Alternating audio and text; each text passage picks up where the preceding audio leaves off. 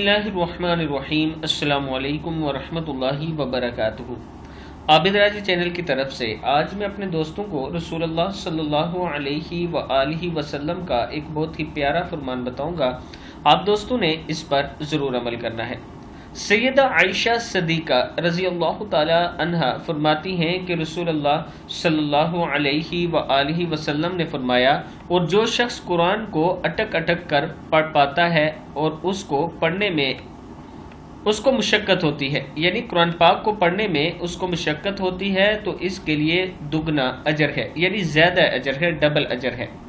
जो शख्स कुरान पाक को मुश्किल से पढ़ता है, अटक अटक के पढ़ता है, लेकिन फिर भी उसको शौक है, वो पढ़ता रहता है अटक अटक के, तो उसको डबल अजर होता है, दुगना अजर होता है। सही बुखारी की हदीस है। मैं अपने दोस्तों से गुजारिश करूंगा कि कुरान पाक ज़रूर पढ़ा करें, बेशक जितना आता है उतना ज़रूर पढ़ा करें, और इस वीडियो को आप दोस्तों ने आगे ज़रूर शेयर करना है। इसके साथ जो रिक्वेस्ट मैं इससे पहले भी कर चुका हूँ वही दोबारा से है कि एक बाबा जी का हम मकान बना रहे हैं, उसमें आप दोस्तों ने हेल्प ज़रूर करनी है। अस्सलामु अलैकुम वरहमतुल्लाहि वबरकातुहू।